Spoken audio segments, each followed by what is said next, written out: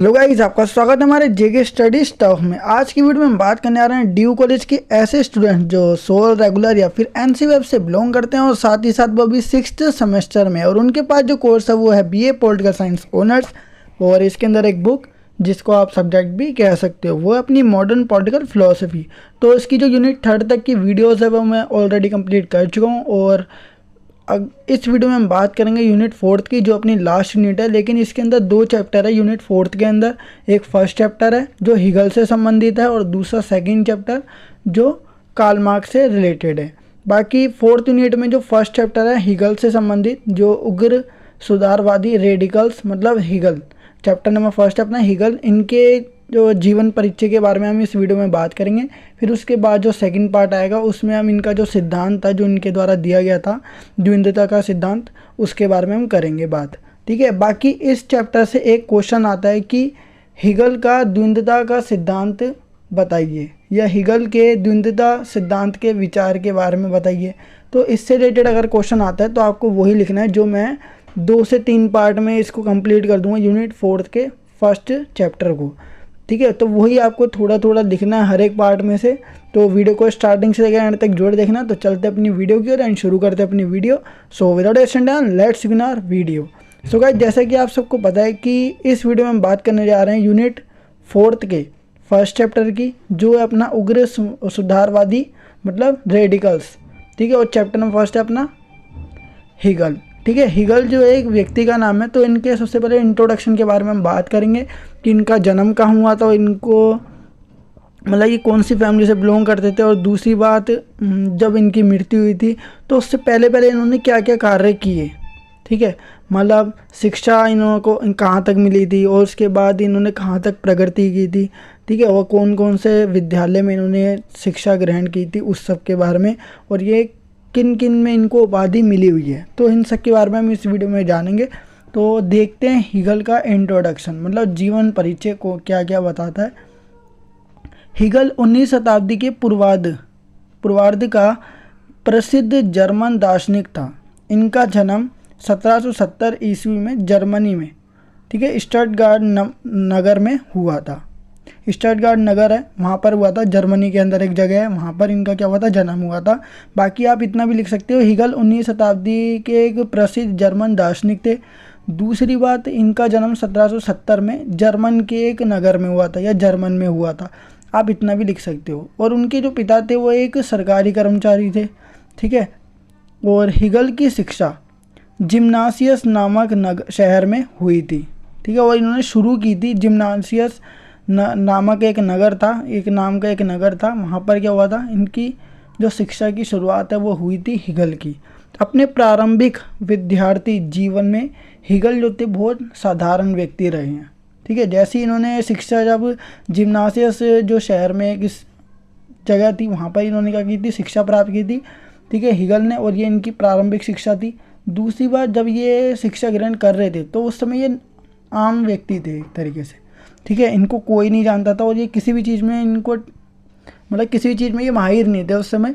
ठीक है, बाद में क्या हुआ, इनकी रुचि बढ़ती गई किसी न किसी चीज़ों में, तो आज हम इनके बारे में पढ़ रहे हैं।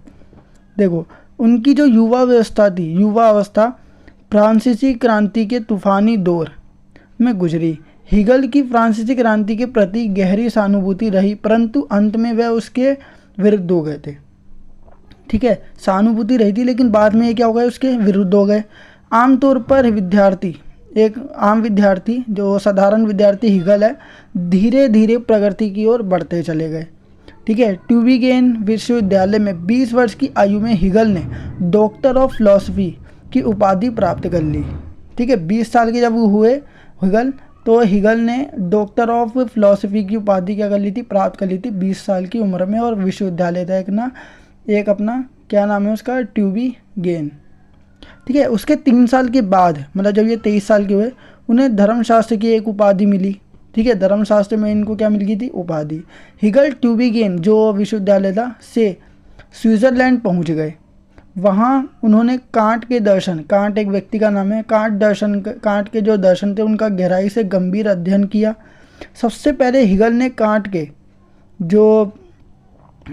के जो अपने क्रिटिक्यू ऑफ प्योर रीज़न, ठीक है, क्रिटिक्यू ऑफ प्योर रीज़न का खंडन किया। ठीक है, कांट के एक मतलब कि वो है क्रिटिक ऑफ प्योर रीज़न, एक वो है इनका तर्क है, उसका क्या किया था, खंडन किया था। उस समय हीगल रोलिंग के दर्शन से गहरे प्रभावित थे। ठीक है, हीगल जो थे वो रोलिंग के दर्शन, रोलिंग भी एक व्यक्ति का नाम है, तो उसके दर्शन से बहुत ज़्यादा क्या हुए, प्रभावित हुए। ठीक है, पहले उन्होंने क्या करा था, सबसे पहले उन्होंने हीगल ने क्या करा था, कांट के जो भी तर्क थे जिसको बोला था क्रिटिक ऑफ प्योर रीज़न, ठीक है, शुद्ध रीज़न मतलब शुद्ध तर्क था, उसका खंडन किया। उस समय हीगल रोलिंग के दर्शन से क्या हुए, बहुत ज़्यादा प्रभावित थे। और इसके बाद बताया गया सन 1801 में हीगल जेना विश्वविद्यालय में अध्यापक बन गए, और उसके बाद 1805 में मतलब 4 साल बाद उसमें जेना में दर्शन के प्रोफेसर बन गए। फिर ये प्रोफेसर बने, पहले ये टीचर बने थे फिर प्रोफेसर बने, जिससे उनकी लोकप्रियता दिनों दिन बढ़ती चली गई। ठीक है, क्योंकि ये पहले अध्यापक थे, फिर उसके बाद ये प्रोफेसर बने, तो इनकी लोकप्रियता क्या हो गई, धीरे धीरे बढ़ती चली गई। जेना को छोड़कर हीगल न्यूरेमबर्ग में प्रधान अध्यापक बने।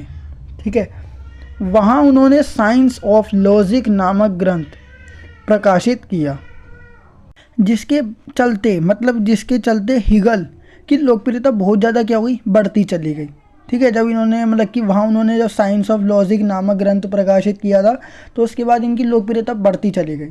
ठीक है, पहले अध्यापक रहे, प्रोफेसर बने, फिर प्रधान अध्यापक बने, फिर उसके बाद इन्होंने मतलब एक जो प्रकाशित किया था ग्रंथ वो किया, फिर इसके बाद इनकी लोकप्रियता बढ़ती चलेगी, लोग इन्हें जानने भी लग गए। बाद में हीगल हाइडेलबर्ग में फिक्टे की जगह दर्शन के प्रोफेसर बने। 1831 में जर्मन में हैजे का प्रकोप फैल गया, जिसके चलते इस महान आदर्शवादी दार्शनिक की क्या हो गई थी, मृत्यु हो गई, मतलब हीगल की मृत्यु हो गई थी 1831 में। तो ये सब हमने जाना है इनके जीवन परिचय में। अब इनके बाद हम पढ़ेंगे हीगल की प्रमुख रचनाएं, मतलब इन्होंने अपने जीवन में कौन कौन सी रचनाएं या किताबें लिखी या ग्रंथ लिखे वो देखेंगे हम। पहला है द फिनोमेनोलॉजी ऑफ स्पिरिट। ठीक है, 1807 में लिखा गया था। फिर इसके बाद इन्होंने दूसरा जो लिखा था दार्शनिक विज्ञान का विश्वकोश। तीसरा इन्होंने जो रचना की थी वो थी तर्कशास्त्र का विज्ञान, 1816 में किया था इन्होंने। फिर फोर्थ आता है अपना द फिलोसफी ऑफ राइट्स, 1821 में लिखा गया था। फिर पांचवा आता है द फिलोसफी ऑफ हिस्ट्री, 1836 में लिखा था। ठीक है, मृत्यु उपरांत प्रकाशित लेक्चर, तो इसको हम ये भी बोल सकते हैं द फिलोसफी ऑफ हिस्ट्री को।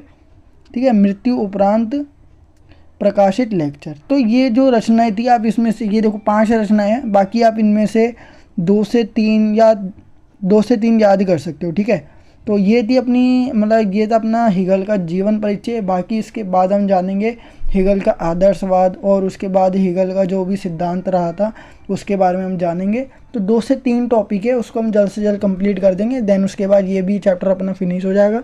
फिर हम लास्ट जो चैप्टर बचेगा वो है कार्ल मार्क्स, उसके बारे में पढ़ेंगे।